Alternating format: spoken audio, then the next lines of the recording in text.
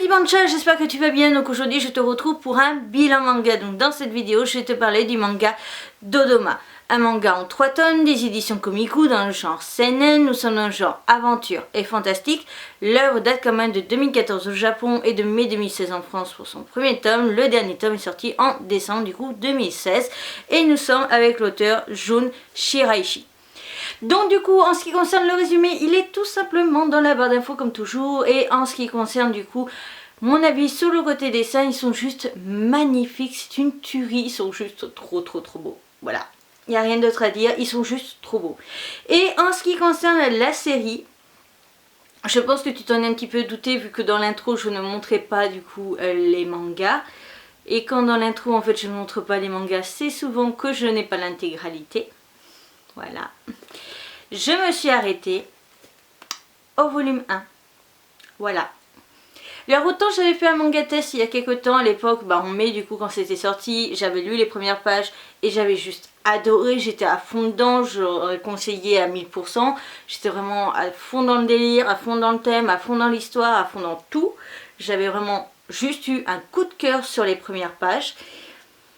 Et je n'ai même pas terminé le volume 1 en entier, donc j'ai lu jusqu'à la page 157, sachant qu'officiellement, alors forcément avec la page de chapitre et tout le tralala, mais c'est marqué du coup sur Manga News qu'il y a 192 pages. On sait très bien qu'un manga c'est à peu près plus ou moins 180 pages, donc sur 180 pages je me suis arrêtée à la page, alors c'est pas vraiment page 157 exactement, plus 150.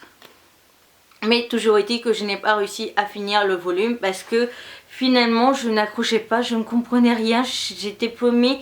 Et surtout on avait beaucoup, à la fin, on avait beaucoup de pages où il n'y avait aucun texte. On se tapait peut-être une dizaine de pages avec aucun texte. Donc du coup ça m'a un petit peu refroidi, j'avais l'impression d'avoir affaire au manga Momo The Beautiful Spirit que je t'ai présenté il y a quelques temps de ça. C'était aussi un manga en 3 tomes, je ne sais plus du tout de quelle maison d'édition, mais c'était un manga en 3 tomes et en fait on avait quasiment pas de conversation, on avait que des images, on tournait les pages, on avait juste des respirations et voilà, et en 15 minutes j'avais lu le manga alors que moi ça je lis ça en 1 heure et demie, donc comme quoi il y avait vraiment peu de texte et là c'était à peu près la même chose. Alors je me doute forcément que l'histoire sera un peu plus développée dans le volume 2 et dans le volume 3, mais vu la complexité du sujet et de l'univers, on comprend rien du tout à ce qui se passe, on est complètement largué. Donc du coup, c'est ça qui a fait que j'ai pas réussi à accrocher, c'est que comme il n'y avait pas de conversation, comme il y avait a priori, dans ce que j'ai lu, forcément peut-être que dans le dernier chapitre il y avait des explications, mais tu comprenais pas ce qui se passait, tu savais pas qui c'était, tu savais pas où, quand, qui, comment, pourquoi, tu savais rien. On savait absolument rien, donc du coup j'ai vraiment pas compris, j'ai décroché aussitôt. Alors comme c'était des pages sans texte, je continuais, je tournais, je me disais ouais d'accord, mais à un moment donné on a déjà dépassé la moitié du volume quasiment et il n'y a pas beaucoup de blabla, donc qu'est-ce qui se passe? Est-ce que la série en fait au final c'était beaucoup de texte au départ et puis après on t'arnaque en fait? J'ai vraiment posé la question et du coup j'ai vraiment décroché. Alors après que tout ce qui se passe en fait, l'événement, le grand événement du volume se passe et que ça se calme, et on recommence à avoir forcément de la conversation, mais toujours pas d'explication, toujours rien, toujours de...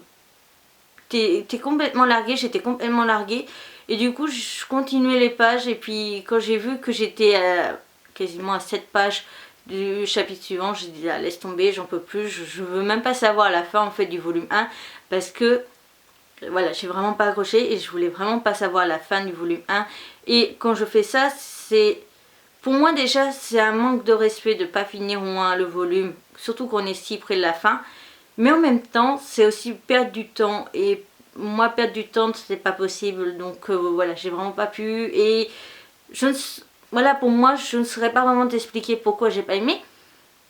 Et juste que, voilà, au début, tu as des infos, tu sais ce qui se passe, tu as une vraie histoire. Et puis, il se passe un événement clé. Et là, tu es complètement largué, il n'y a plus de texte, il n'y a plus rien, tu sais pas, tu comprends rien.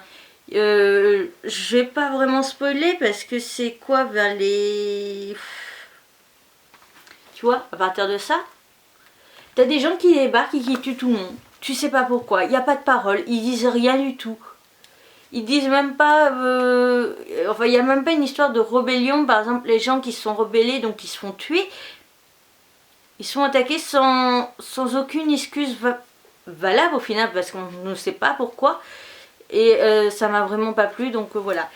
Donc du coup, j'attendais quand même énormément de cette œuvre, bien que, même si il y en a beaucoup qui croient que parce que j'attends que la série se termine, je suis là en train de me dire tous les jours, oh, mais il reste 3 jours, oh là là, dans 3 jours la série elle se termine enfin. Non, je m'en fous complètement, enfin je suis assez détachée de ça, de les séries vont se terminer enfin, comme ceux qui lisent au fur et à mesure, où ils disent que oh là là, 2 mois ça paraît très loin pour attendre la suite. Moi bah du coup non, parce qu'il y a tellement de séries à lire, il y a tellement de séries qui se terminent, etc.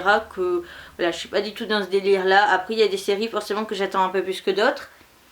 Mais en fait, toujours est-il que ça, du coup, j'en attendais beaucoup. Et j'espérais que cette série, elle aimera me réconcilier avec la maison d'édition Komiku.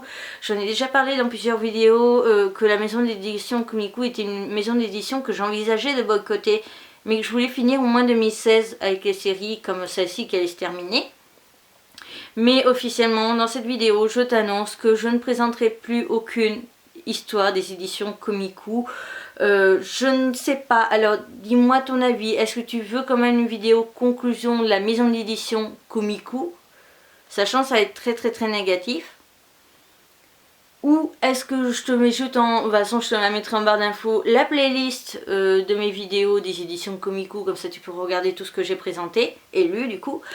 Mais non, je ne présenterai plus jamais sur ma chaîne de manga des éditions Komiku. Même s'ils me font de l'œil, je résisterai et je ne présenterai aucune autre histoire des éditions Komiku.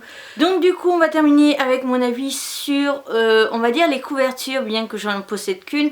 J'ai quand même un avis sur les 2 autres au niveau juste au moins des jaquettes en soi. Donc du coup, pour le tome 1, voilà à quoi elle ressemble. L'image est juste sublime, c'est vraiment un truc parfait et très beau. En ce qui concerne l'arrière, en fait, c'est une image qui se prolonge et elle se prolonge aussi sur les coins de la jaquette, si je dis pas de bêtises, enfin, plus ou moins. Donc voilà du coup l'image qui est vraiment très bien, très belle, très détaillée, avec les petits détails de la créature, oui, plus ou moins, que l'on découvre du coup dans le premier volume. Ici du coup une sorte d'écriture. Voilà, là tu vois correctement.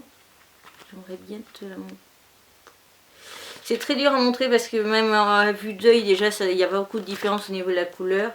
Et voilà, là tu arrives à peu près à apercevoir que... Et là il y a juste écrit Dodoma. Voilà, avec la même écriture que sur la jaquette. En ce qui concerne l'intérieur, bah, il n'y a rien de très fascinant à dire. Voilà, pas folichon. Et l'arrière, une petite image rigolote. En fait, on voit que le petit frère du coup a aspergé son frère de ketchup. Il y a marqué c'est juste du ketchup. Moi j'accroche pas à ce genre de blague là. Trop facile, trop classique, trop, je sais pas, trop simple. Ça me plaît pas. Et en ce qui concerne l'intérieur du manga, on a une page en couleur, donc pareil avec le principe du Dodoma écrite en couleur, voilà. Et une image des 2 frères de dos.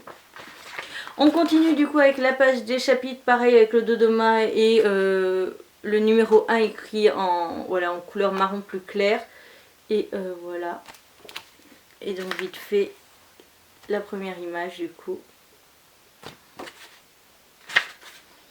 Et le début du coup de la série, mais je voulais quand même montrer cette page. Voilà. Et par contre, petit point, à la fin du manga, il y a quand même une page en couleur qui est une pub en fait pour le manga Arte. Donc voilà.